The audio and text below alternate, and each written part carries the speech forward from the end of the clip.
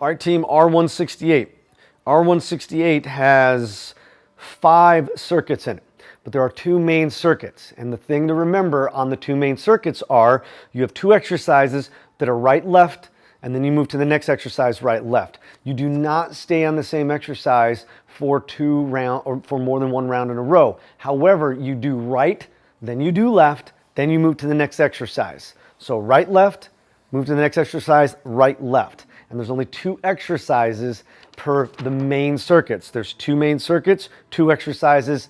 Again, right, left, move to the next exercise, right, left. That's round 1. Then you go back to the first exercise, right, left, next exercise, right, left, and that's round 2.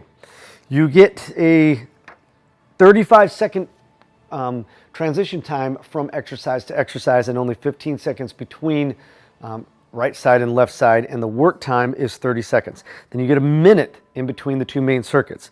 Now you start with a warm-up that's an inchworm with a push-up and then a push-up. So an inchworm, if they can do the push-up, inchworm with a push-up, and then they're just doing a push-up, and that's 2 rounds.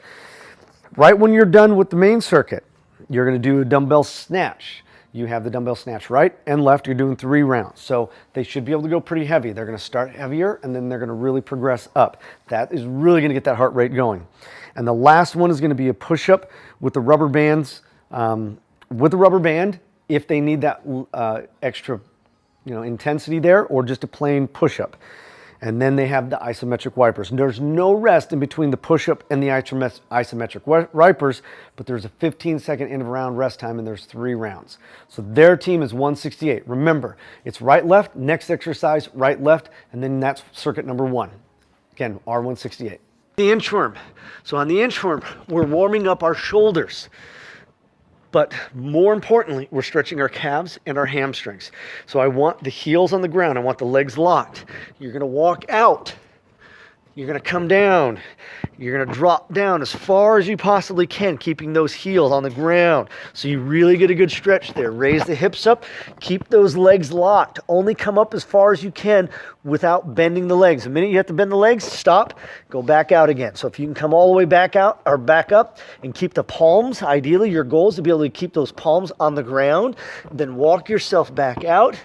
Again, your goal is to be able to drop those hips, keep the heels on the ground, and then drop all the way down and keep the heels all the way on the ground.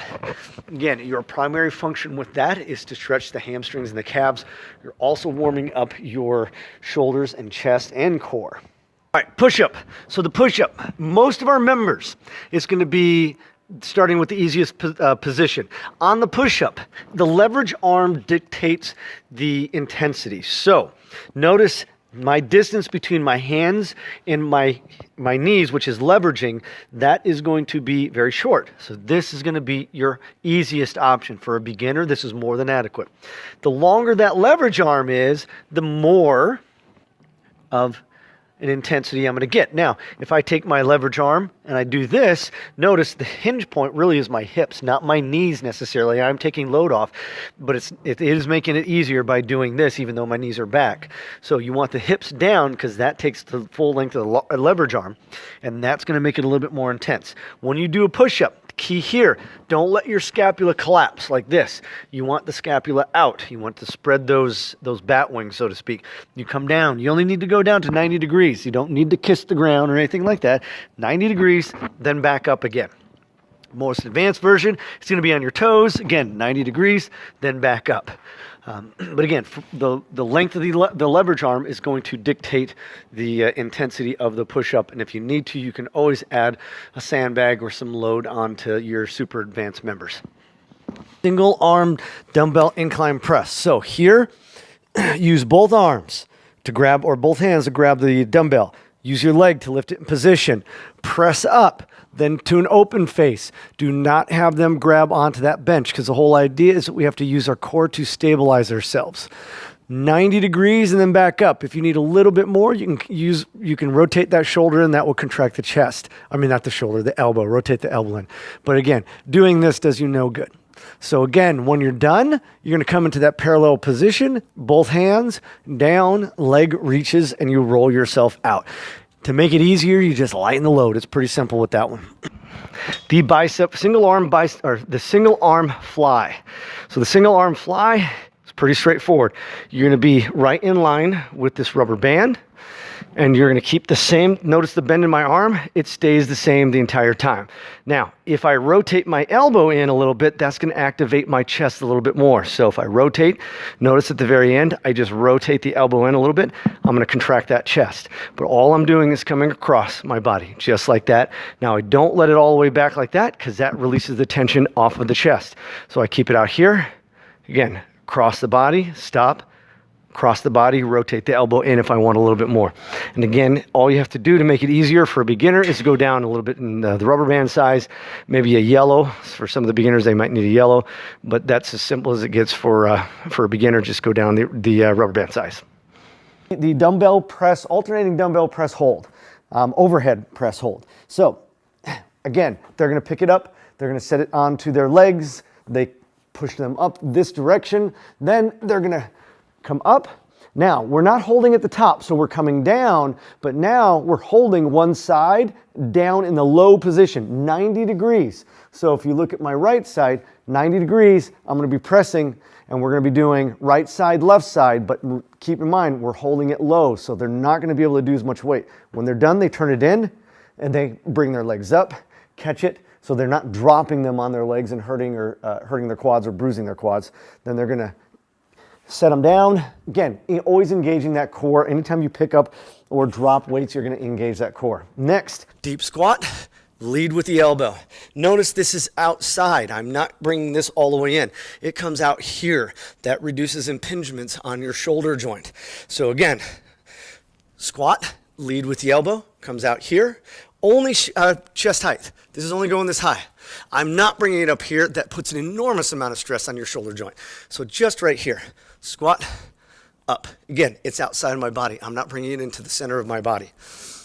Okay, single arm dumbbell snatch. So in the single arm dumbbell snatch, you want to pick up the weight. Always pick up the weight with your legs, not with your lower back. Now, the key to this one is think about ripping your shirt off. So you're leading with the elbow, lead with the elbow, rip the shirt off your head, okay? Now, what you don't want, and you use momentum. So here, you're using momentum to drive it up. If you don't use momentum, what happens is you're taking all this load and putting it into a rotation motion of your shoulder joint. That's very hard on the shoulder joint, and you won't be able to do much weight. More importantly, it's hard on the shoulder joint. You don't want that. So you need a little bit of momentum, drive it up, and you flick it. Think about flicking this weight. So it kind of just flicks up, just like that. Now, don't ever have your members do that, but again, it's momentum. You have to use a certain amount of momentum to get it past this sticking point. And you're sticking right in front of your chest or right in front of your body. It runs right up your body. What you'll see a lot of is this, kind of like a swinging motion. Again, this is like a kettlebell swing almost right here. It's exactly what this is. That's not what it is. It is lead up, flick, just like this. Again, if you do that, you can get a lot more weight. Still have to be careful, but you can get a lot more weight than if you're going slow. You're never going to get much weight past that sticking point. That's a sticking point that you don't want to have. And again, you always want to keep the chest up. They do not have to come all the way down to the ground.